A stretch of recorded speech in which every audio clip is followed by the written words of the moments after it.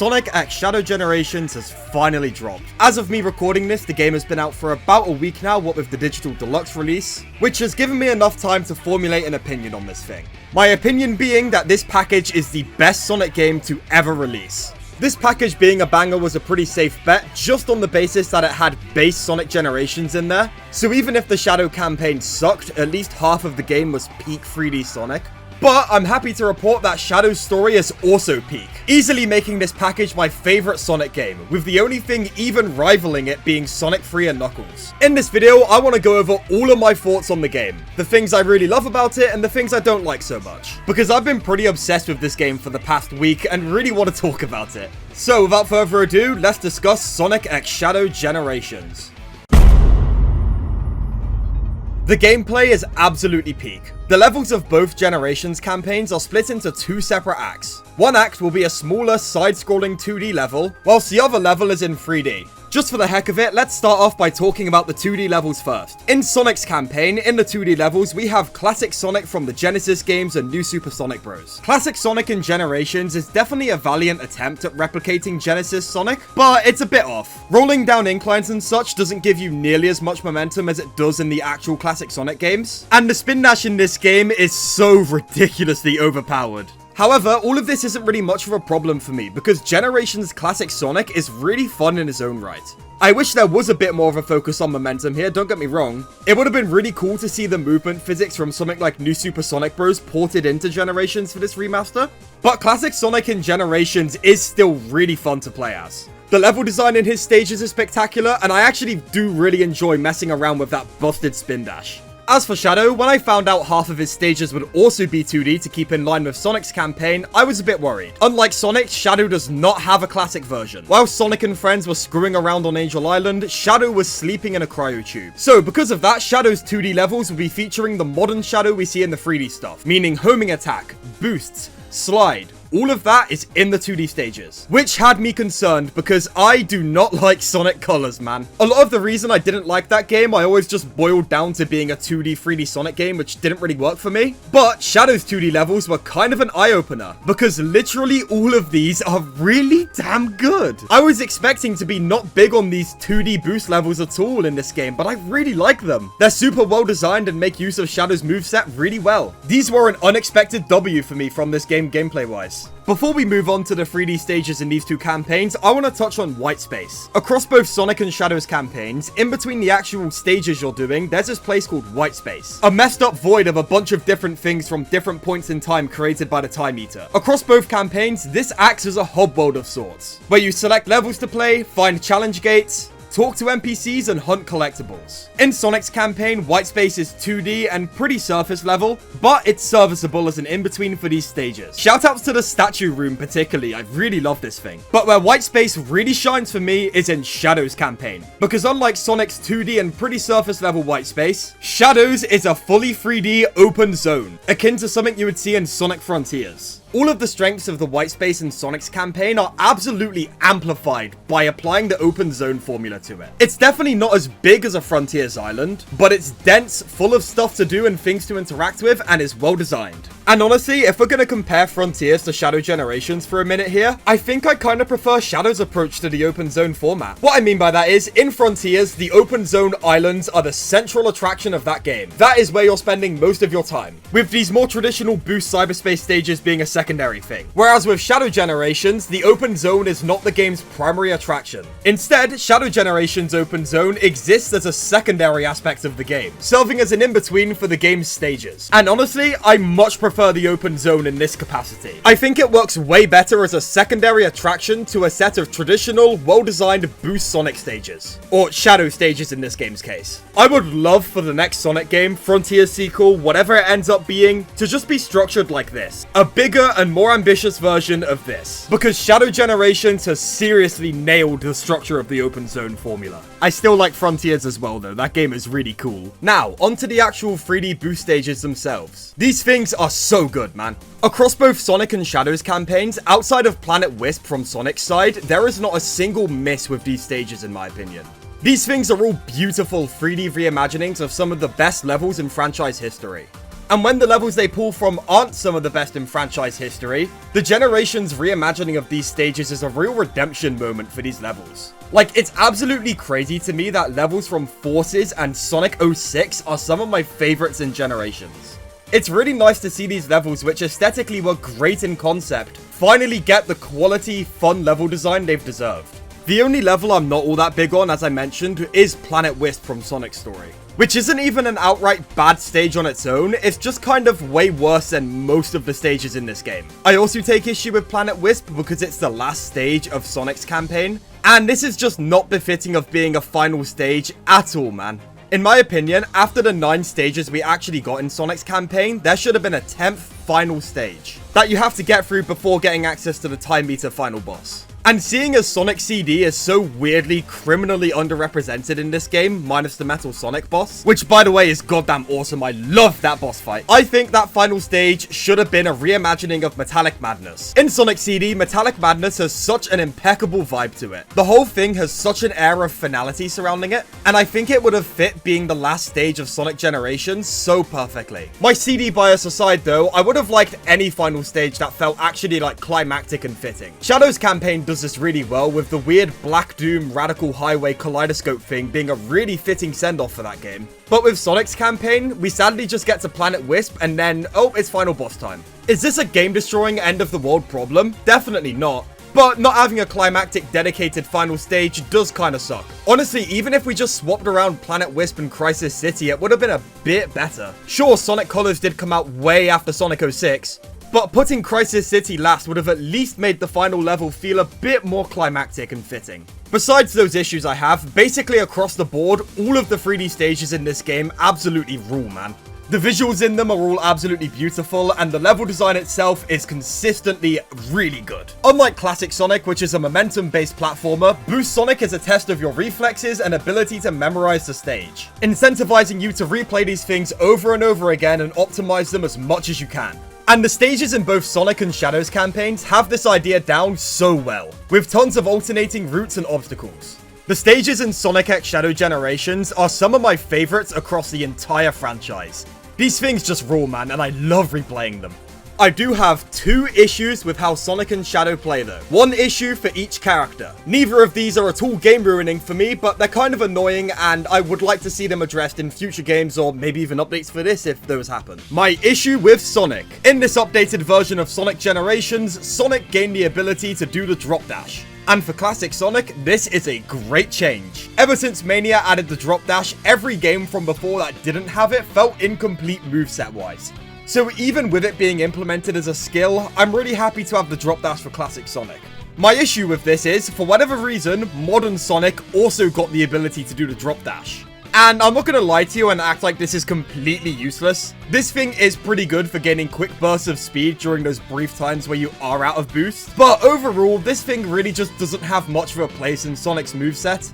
And on top of that, it's bound to the same button as jumping and homing attacking and stuff. So occasionally your muscle memory will mess up and you will accidentally do a drop dash. This has admittedly killed me a few times. Again, not a game ruining problem by any means, but it's a little annoyance I would like to see fixed with a toggle to turn off the drop dash in a future update. My issue with Shadow's gameplay is the ways which you can fill up your boost gauge. I think Sonic's campaign has this down so well. In order to fill up the boost gauge, you can either kill enemies or collect rings. And when I started Shadow Generations and found out you could fill up the gauge by collecting rings, I was really happy. But unfortunately, defeating enemies doesn't also fill the gauge. And that's not to say defeating enemies is useless or anything, because it does fill up your Chaos Control gauge. But I would have preferred if it also filled up the boost gauge, just to kind of keep in line with Sonic's campaign. Like I said, neither of these are game-ruining problems or anything. Both of these campaigns are spectacular.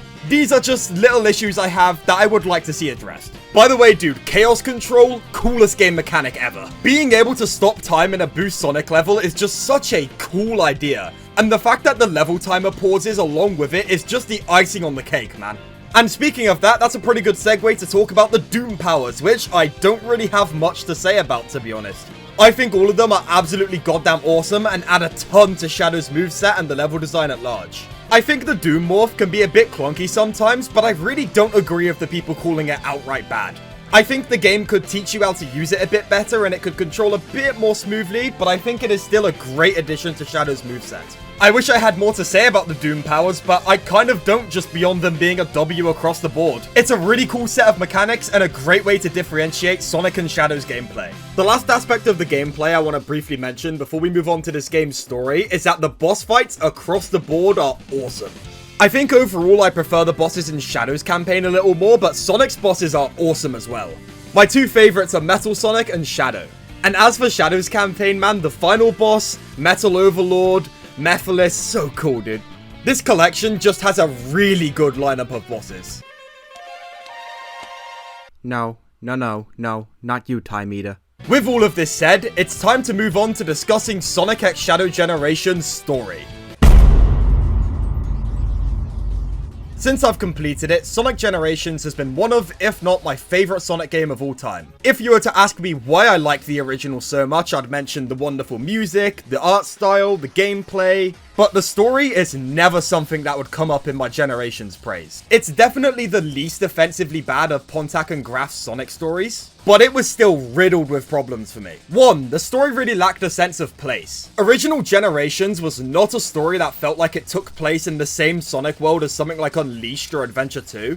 Instead, feeling more like a Mario story, where there's not really a story at all, there's not really a setting, it's just an excuse for the game to happen. Beyond that, it has all of the meta-era staples. So I hope you enjoy the constant Reddit humor, every single other line and moment in this game existing to satirize and mock the characters because God forbid we take these guys seriously. Oh, the internet's made fun of them, so therefore we need to make fun of them. Thankfully, the Nothing Burger story was something I could look past because every other aspect of Generations was so good, but it was always a stain on the game for me. However, the story of Sonic X Shadow Generations is kind of really good and one of the better Sonic stories. It's not the best Sonic story by any means. I think I do still prefer Frontiers, Unleashed, and the movies, but this one is definitely a strong contender. And the way this game was able to elevate Sonic Generations' story for me was by 1, having the new series writer Ian Flynn go through the script and remove so much of the crap I hated in the original game, but more importantly, a bunch of additional context was added to the storyline. No longer does the Time Eater Crisis feel like a hackneyed excuse for a game to happen, but now feels like an actual thing that happened in the world of Sonic. Something that in-universe organizations like Gun knew about in advance and tried to stop,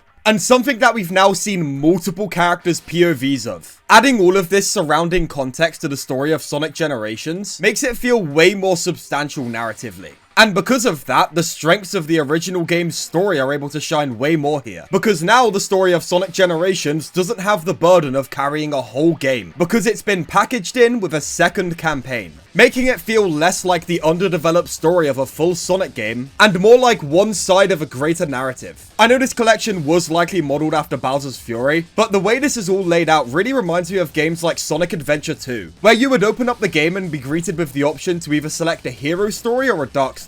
And I think viewing Sonic X Shadow Generations narratively in this light is the best way to experience it. Yeah, I know there's no final story, but this is a collection of 2 campaigns that center around different Sonic characters' POVs of the same event, with there being points in the narrative where the 2 story threads collide. Although I do gotta say this about the Generations rewrite whilst we're on here, while I generally think it is a massive improvement over the original, I think it's incredibly crappy that there's no option to access the original script within the game. I think I've made it pretty clear in this video that I personally am not missing these old cutscenes whatsoever. But just because I don't like these very much doesn't mean I think they should be completely wiped off of the face of the planet forever. No one would have been hurt by letting me select which cutscenes I want to see in the settings of the game. I'm happy with the decision to redo the cutscenes, but I think actively erasing history like this and not giving the people who do prefer the old cutscenes the option to go back to them is incredibly crappy, even just from an art preservation perspective. But yeah, I really like the new version of Sonic Generations story. It largely plays to what I liked about that game whilst removing a lot of the stuff that pissed me off about it. That and the ridiculous amount of added context we got from Dark Beginnings and the new Shadow campaign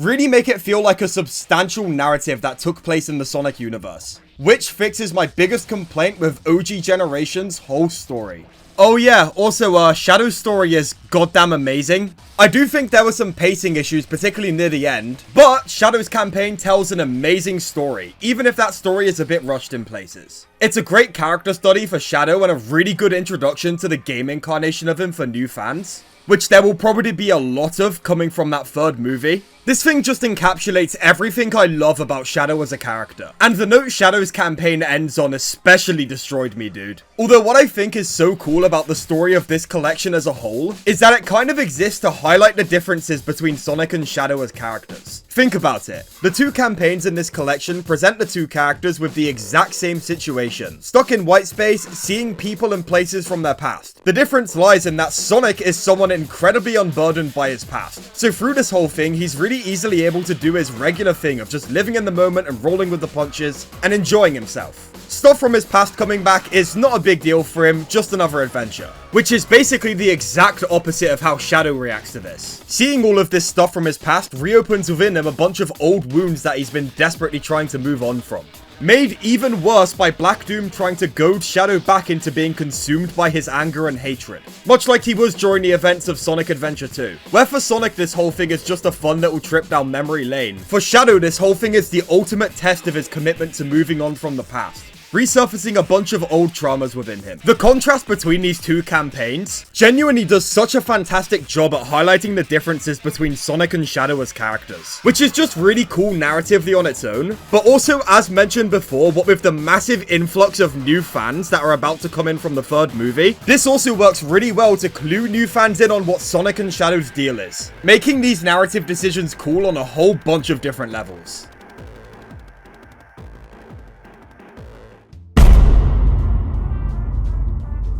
I really love this game, man. Since it's come out, I have played this thing to death, dude. I've replayed all of the stages on both Sonic and Shadow's side so many times that I may as well have like 3 separate playthroughs of this game logged by now. After I completed it, I bought a second copy on my Switch so I could play this thing on the go as well. I also really appreciate what this game was doing narratively, whether it be giving us a really compelling character study of Shadow, or rehabilitating the story of Sonic Generations to the best of its ability. I love almost everything about this game, dude.